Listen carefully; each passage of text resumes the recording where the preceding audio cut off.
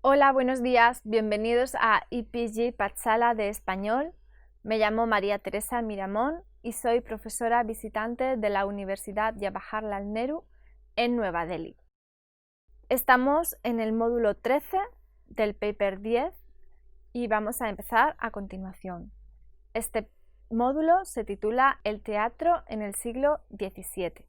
Vamos a hablar sobre las características generales del teatro barroco. El teatro español del siglo XVII se creó en gran parte debido a Lope de Vega, aunque también está claro que este se fue influido por muchos escritores y dramaturgos de la época anterior, los cuales fueron contestados por los seguidores e imitadores de Lope. También hay muchos defectos en el drama nacional español.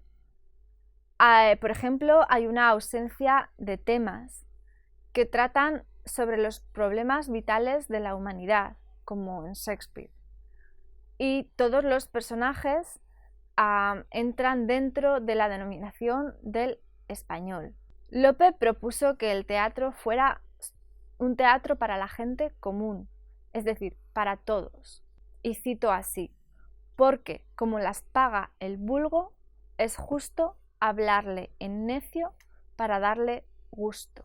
De ahí los defectos y virtudes del teatro nacional español y el éxito del teatro de Lope. Es obvio que el artista impone su código estético e ideológico sobre la conciencia de la gente, y a su vez la gente, con su costumbre, influye sobre el pensamiento del artista. Para la mayor parte de sus creaciones, los dramaturgos del siglo XVII aportan de su ambiente para crear historias nuevas. Su lenguaje es muy realista. El lenguaje vulgar y también el caballero y la dama repiten los diálogos de las comedias anteriores. El teatro reproducía la vida de la época de tal manera que cuando un espectador sentía que un personaje en la representación no se comportaba según los códigos de las instituciones sociales, podía interrumpir la obra protestando con silbidos. Así se pueden enumerar 3 sentimientos sobre los que se basa el teatro nacional. 1. El religioso. 2. El monárquico. Y 3. El tema del honor. Sobre el sentimiento religioso. Las llamadas comedias de santos fueron muy populares durante el siglo XVII en el teatro español, junto con dramas con temas de las leyendas piadosas o bíblicas e historias religiosas de pura imaginación. No es justo despreciar de las comedias de santos, como hacen algunos críticos, pero podemos criticar algunas obras individuales. Es muy difícil llevar a la escena la vida de un hombre meditativo, que es poco adecuada para una comedia. Sin embargo, lo lograron los dramaturgos con mucha habilidad. Lo que prevalece en las comedias de santos es la fe ciega y absoluta en la religión católica y el fin de la salvación eterna. La teología en ellas siempre era humanista, pero esta concentración de religiosidad llevó consigo como resultado el odio, tanto para los judíos como protestantes. Fue el rigor de estas pequeñas transgresiones. Buenos ejemplos de estas comedias pueden ser El burlador de Sevilla o El condenado por desconfiado. Un aspecto muy importante de este tipo de comedias es que los dramaturgos querían llegar a su salvación eterna por medio de sus dramas, pero querían llegar a esta situación ya por razón, ya por amor. Este fue el eterno dilema mental entre mente y corazón. La diferencia entre las dos posiciones definía las diferencias entre los dos más grandes dramaturgos, que son Lope de Vega y Calderón de la Barca. Vamos a hablar también del sentimiento monárquico, que queda reflejado en el siguiente poema de Lope de Vega. Subir a la majestad es dejar de ser humano y un amago soberano de la infinita deidad. Este poema se llama El Palacio Confuso. Todos los conflictos relacionados con este sentimiento están vinculados muy íntimamente con el concepto del honor. La fidelidad al rey debe ser absoluta y es debido a esta veneración que hay tantos tratados de intelectuales de la época sobre el tiranicidio o la matanza del rey. En tales obras lo que ocurre es que hay una reivindicación de la autoridad real. El rey no solo vence por causa de ser rey, que le da derecho divino, sino también por ser un hombre incomparable. Su justicia se revela cuando tiene que decidir entre el amor y el deber. Por ejemplo, Roca Franquesa menciona la obra de Berenguer, titulado El Caín de Cataluña, en la que el hijo del conde de Barcelona asesina a su hermano Ramón. El conde, por ser un representante de la autoridad real, acepta la decisión del tribunal para condenar a muerte a su hijo, pero como padre lo visita en la cárcel y le da las llaves para escapar de la prisión. Aunque el fugitivo es asesinado por un soldado al final, el conde desempeña su papel de noble y de padre. Queda establecido que el rey es un representante de Dios. El respeto que tiene el vasallo para el rey no necesita justificación. Tampoco es necesario para el vasallo encontrarse con el rey. La religiosidad y el monarquismo se mezclan en la trama de estas representaciones barrocas. El otro tema es, frente a la consideración de la que la persona y la autoridad del rey es inviolable, el conflicto entre la ley y el capricho del rey. Cuando el rey ofende a un vasallo, se busca excusas para normalizar la situación, como en el caso del destierro del Cid campeador. El dramaturgo barroco, cuando no puede encontrar una excusa adecuada para el capricho del rey, añade un remordimiento al final de la obra por parte del rey.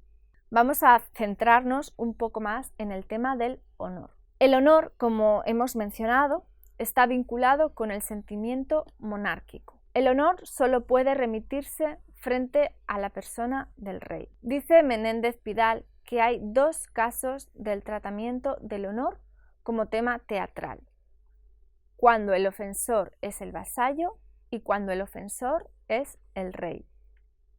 Cuando es el rey, los dramaturgos usan los siguientes tres desenlaces. Primero, la muerte de la esposa.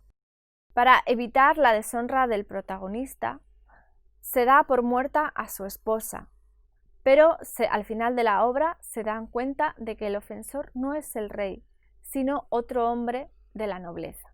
En otro caso, cuando el rey es el verdadero ofensor, como en La locura por la honra, el protagonista da muerte a su esposa, pero perdona al ofensor en nombre de la patria. Segundo, intenta burlarse de la pretensión deshonrosa del rey. Muchas veces se hace enfrente del rey fingiendo no conocerle. Y tercero, el regicidio, como en El perfecto caballero o El amor constante. Cuando el ofensor es el vasallo, hay que distinguir la ofensa de noble a noble o de noble a villano, pero nunca del villano al noble. En una de sus comedias, A secreto agravio, secreta venganza, por su título Calderón de la Barca, quiere decir que si la ofensa es pública, merece un castigo público. Pero si ocurre a secretos, el castigo también debe ser secreto. En los casos en los que un noble ofende al pueblo, éste puede buscar la justicia en manos del rey. En algunos casos, el pueblo mide el castigo del ofensor pero es siempre sancionado por el rey, como en Fuenteovejuna. En la novela de la época se evaden los castigos sangrientos, porque hay mucho espacio y tiempo para reflexionar. Pero en la obra teatral, que necesita más acción y efecto, las soluciones a los problemas son más rápidas y a veces hay sangre de por medio. Respecto a los grupos teatrales, el Teatro Nacional Español del Barroco se divide en dos grupos, el de Lope de Vega y el de Calderón de la Barca, los dos dramaturgos más famosos. La obra de Lope de Vega se centra en la popularidad, extensión, originalidad de invención, desarrollo indefinido, formas espontáneas y la mezcla de lírica y drama, mientras que la de Calderón tiene la perfección de la forma, la adecuada construcción técnica, mucha contemplación de la vida y la mezcla de la poesía con la escena. Hay otras diferencias ideológicas esta vez que nos ayudan a diferenciar entre los dos grandes dramaturgos. Podemos trazar líneas de diferencia ideológica entre los dos ciclos o grupos con el tratamiento que dan a los siguientes temas: la mujer, las relaciones familiares o el amor. En el ciclo de Calderón vemos una tendencia de liberar a la mujer de la sujeción del padre y del marido en un lento proceso. Según Roca Franquesa, destacan dos características en el feminismo de las obras del ciclo de Calderón. Una, que hay una necesidad de establecer una moral única que da la misma libertad a la mujer como al hombre para que ella tenga responsabilidad sobre sus actos, y la otra, una vez establecidos los derechos de la mujer y el hombre, el marido tiene la responsabilidad de sus actos también. La reivindicación de la mujer también se centra en tres condiciones. La primera, que el honor de la mujer es suyo antes de que sea de su marido o de su padre. Y segunda, que ella tiene la libertad de elegir un marido. Y tercera, que ella puede aspirar a los mismos cargos que el hombre, debido al hecho de que tiene los mismos derechos. Pero debemos mencionar que estas son las características feministas de las obras de los dramaturgos del ciclo de Calderón de la Barca, tales como Figueroa. Hasta la obra de Calderón, la mujer tenía un rol pasivo. Al ciclo de Lope de Vega pertenecen muchos dramaturgos grandes como Tirso de Molina, Pérez de Montalbán, Guillén de Castro, Ruiz de Alarcón, etc. Sin embargo, con la muerte de Lope en 1635, su ciclo también se va perdiendo importancia, mientras que el arte de Calderón alcanza su apogeo. La cantidad de obras teatrales producidas en el 17 hace muy difícil establecer categorías puras para clasificarla. Las anteriores clasificaciones de tragedia y comedia no tienen validez ahora debido a la creación del gracioso frente a las exageraciones del galán. Como mencionamos antes, Torres Naharro dividió las comedias en dos tipos: comedias a noticia y comedias a fantasía. Las primeras están basadas en la vista y las segundas en la imaginación. Antes de Lope, los dramaturgos tenían claro la diferencia entre la tragedia y la comedia, basándose en el desenlace de la obra y no en el tema. Con Lope se inicia la división entre las comedias de capa y espada y las comedias de teatro. Las primeras eran reflexiones de la vida cotidiana, de carácter costumbrista, y las segundas se basan en historias y leyendas mitológicas. Vamos a hablar un poco más sobre esta figura del gracioso. Uno de los personajes más curiosos, importantes y complejos del teatro español es el gracioso. Podría ser el bufón de los pasos gruesos o el complemento del galán, el que tiene el buen sentido. Aunque la figura del gracioso fue casi institucionalizada con el teatro de Lope, un estudio de su evolución nos suministraría muchos rasgos suyos que nos pueden ayudar en distinguir entre el gracioso del ciclo de Lope y el del ciclo de Calderón. El gracioso del ciclo calderoniano tiene una visión más realista de la vida. Ha sido tema de mucho debate el origen del gracioso. Algunos críticos dicen que el gracioso se origina del bobo de los pasos de rueda, un tipo de ribaldo de los libros de caballería como Sancho Panza. Otros dicen que fue creado por Lope de Vega como inspiración de la vida cotidiana de la época. Por otra parte, Miguel Herrero dice que el gracioso nació de la realidad histórica de la época de los Austrias, que fue institucionalizada por Lope. La literatura de la época es el testigo de la existencia de estos tipos, mayoritariamente en ambientes estudiantiles, donde gozaban de gran camaradería con su amo.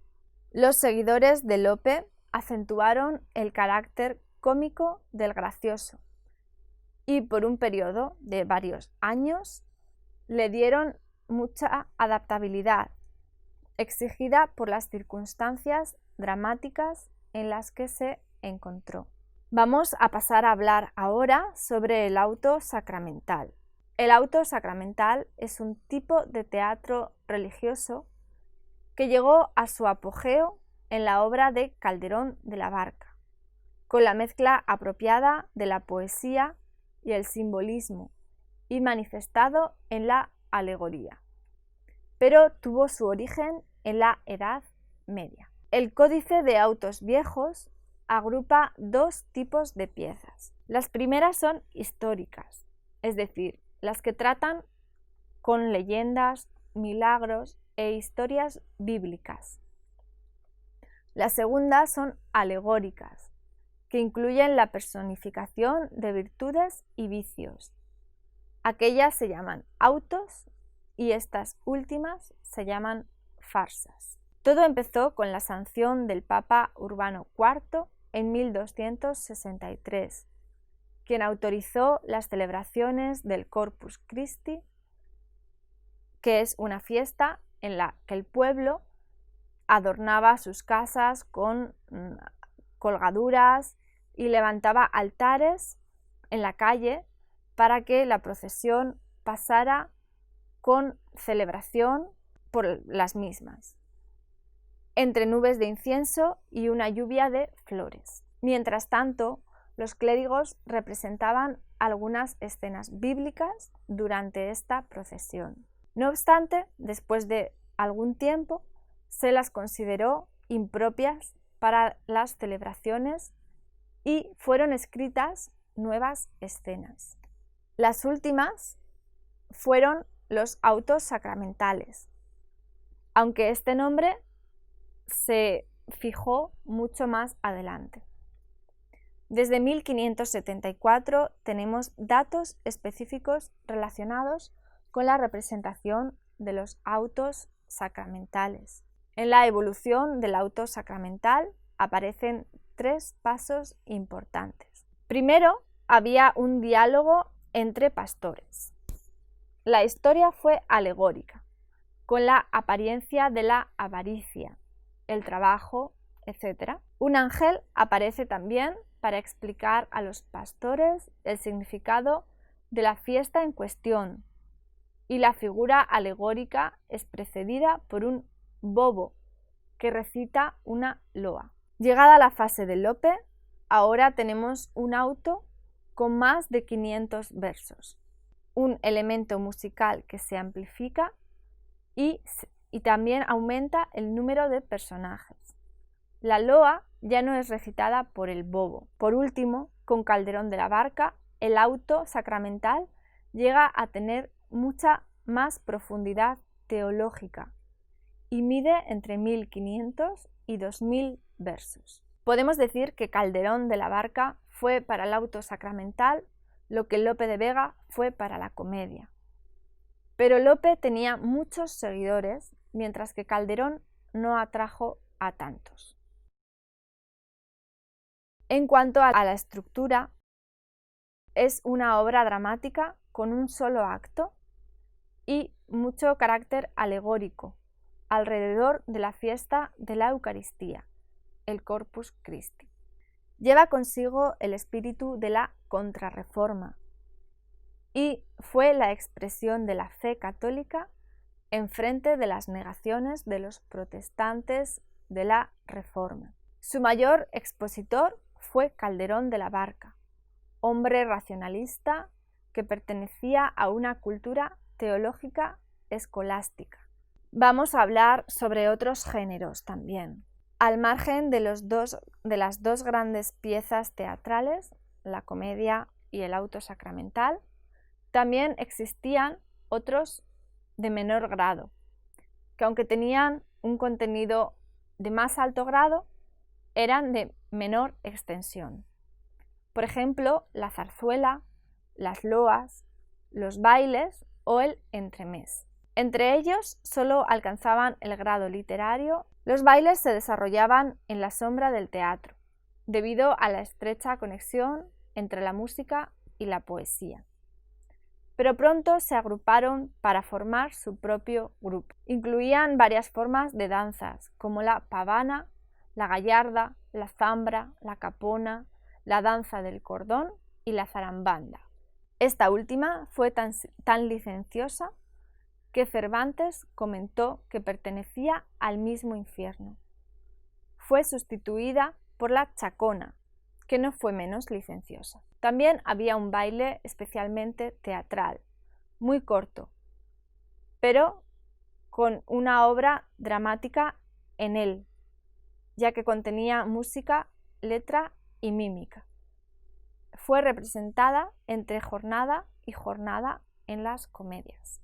Menos importante era la loa, la pieza que antecede la obra y en la que se introducía el argumento de la obra o se elogiaba a quien la dirigía. Fue más reducida todavía en el teatro prelopista y fue llamada introito. Con Calderón, este prólogo asumió una importancia alegórica. También tenemos la zarzuela, que tiene dos partes, la parte cantada y la parte hablada. Como su nombre indica, el lugar donde tuvo lugar su primera representación fue el Real Sitio de la Zarzuela, cerca de Madrid. En Calderón, la zarzuela encontró su mayor apogeo con el desarrollo de sus características más típicas. Experimentó con un reflorecimiento en el siglo XVIII y ha sido popular hasta el día de hoy. Mucha más importancia tuvo el entremés, una pieza breve y humorística que se utilizaba para que el pueblo no perdiera la atención de la obra principal o que no hubiera tanta monotonía en la obra teatral. Este era intercalado entre episodios de obras pasionales, de celos o de honor, y asumió un carácter muy satírico, pero solo existía en las obras para las clases inferiores, porque, como dice Lope de Vega en su Arte Nuevo de hacer comedias, es una acción entre plebeya gente, porque entremés de rey jamás ha visto. Su contenido podía incluir un diálogo chispeante entre dos tipos sociales con una moraleja, una escena cómica o una situación caricaturizada. Tuvo su origen, como muchos otros, en el paso de Lope de Rueda. Por un tiempo las palabras entremés y paso tenían el mismo significado, hasta Cervantes, donde tuvo un carácter muy grosero y burdo, utilizado por personajes como mendigos y lacayos. En Cervantes el uso del entremés era para la prosa, pero Cervantes lo sustituyó por el verso.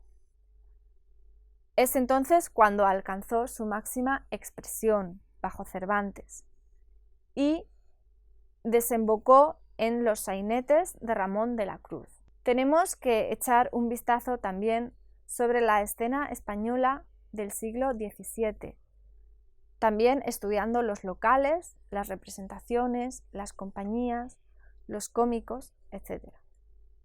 Todo esto puede ayudarnos a entender mejor el teatro español del siglo XVII. Los locales eran de tres tipos: el eclesiástico, para representaciones religiosas, especialmente los autos sacramentales; los locales para las representaciones religiosas y las obras de corte estaban acompañadas por mucha pompa, pero los locales urbanos eran más sobrios y rudimentarios. Su economía se basó sobre las entradas que vendían, aunque muchos espectadores entraban sin pagar. Estos espacios o teatros públicos fueron arreglados por las cofradías que los arrendaban a las compañías. Roca Franquesa nos da una descripción muy apta de los locales públicos, y cito así: el local era un patio común, rectangular casi siempre, formado por los muros traseros de las casas de la vecindad. Los balcones y ventanas se habilitaban a manera de palcos para espectadores de calidad. En el patio, de ahí ese nombre, aplicado todavía al recinto de butacas en nuestros teatros, se acomodaba como buenamente podía el pueblo llano, pero solo los hombres. Para las mujeres se reservaba un corredor o galería independiente, llamada cazuela o jaula. Había también una serie de asientos o bancos escalonados, en forma de anfiteatro, detrás del patio, donde el público se estacionaba en pie a lo largo de los muros.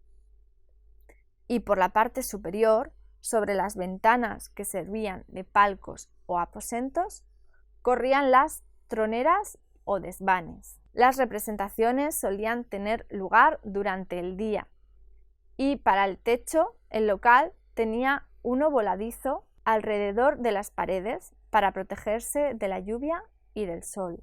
Hay muchos ejemplos de tales locales, como el Corral del Príncipe en Madrid o el Mesón de la Fruta en Toledo. Hasta 1575 existían pocos equipos españoles formados a la manera de farándula de Lope de Rueda. Sin embargo, después de este año se dieron otras agrupaciones, aparte de las farándulas. Agustín de Rojas, escritor de Viaje entretenido, nos da una selección de 8 clases de agrupaciones del teatro español. Los españoles no actuaron en el teatro hasta el año 1575. Antes de este año fueron los italianos los que actuaban en las comedias. Las obras que escribieron Lope de Vega en su juventud tenían un repertorio de personajes italianos, como Silvina, Lidia, Flavio, etc. El Bululú era un solo actor representando una comedia entera en los pueblos, cambiando su voz con cada personaje. El Naque, por su parte, tenía 2 cómicos que hacían entremeses y autos para los pueblos. La gangarilla tenía 3 o 4 actores y un muchacho, quien representaba a una mujer. El cambaleo tenía una pequeña compañía de 5 voces masculinas y un cantante femenino. La garnacha tenía 6 hombres, una mujer y un niño. Se quedaba en el mismo pueblo por una semana, representando la obra que constituía 4 comedias, 3 autos y muchos entremeses. La bosiganga tenía 7 hombres, 2 mujeres y un niño. Tenían 4 caballos alquilados para sus viajes. La farándula tenía muchos cómicos y un repertorio grande de obras. Finalmente, una compañía teatral se constituía de, como mínimo, 30 actores y tenía un repertorio de 50 comedias. Se quedaba por meses en la misma aldea. Al frente de cada compañía había un director o representante que tenía toda la responsabilidad del grupo y era el encargado de pedir las obras a los poetas y dramaturgos. A veces estos directores engolosinaron a muchos poetas para que éstos les vendieran sus obras por una cantidad grande de dinero al director. Es decir, los sobornaban. El director, por su parte, cambió muchas cosas dentro de la obra. Las cambiaba para ajustarlas más al gusto del público y el poeta se quedaba solo con el borrador. En los espacios públicos, como comentamos antes, solo la escena era bajo techo. Las representaciones no tenían lugar todos los días, sino solo cuando el tiempo lo permitía. Empezaban a las 4 de la tarde en verano y a las 2 en invierno, para terminar antes de la puesta del sol. Los precios eran económicos. La sala se llenaba mucho antes de empezar la obra y comenzaba con música de arpa, guitarra y otros instrumentos. Los músicos cantaban seguidillas, luego comenzaba la comedia y entre actos se ponían entremeses para que el público disfrutara y no se aburriera. El público que venía a ver estas representaciones era culto y leído, con claras ideas sobre el amor, Dios, la fidelidad, el honor y el imperio. También había un grupo alborotador entre la gente, que se hacían llamar mosqueteros, constituido por estudiantes, soldados, etc. Y los telones estrechados. En cuanto al escenario, en el caso de los teatros públicos, el fondo estaba cerrado y los telones cubrían los 2 lados. Era una estructura muy rudimentaria en comparación con la pompa del teatro de corte y el escenario religioso, en el que el escenario estaba abierto durante la representación y los entreactos. El escenario comenzó a ser decorado a partir de 1620. Algunos poetas y dramaturgos, como Lope, estaban en contra de este truco de utilizar máquinas y cuerdas técnicas para las representaciones, porque creían que el arte debe tener respeto para la imaginación de la gente común. Por su parte, el teatro de corte y el teatro religioso usaban más tramoyas y a esto se representaba en la corte, con toda clase de mutaciones y sorpresas.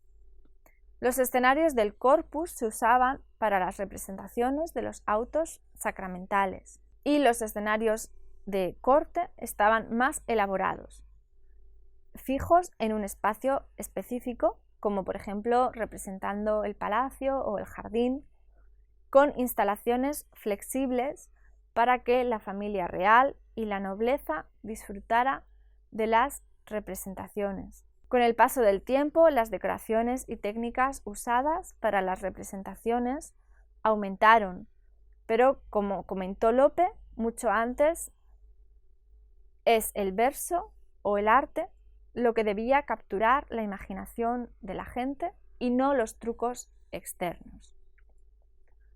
Y eso es todo en el módulo 12 y eso es todo en el módulo 13, que habla sobre el teatro barroco, del paper 10. Muchas gracias por todo.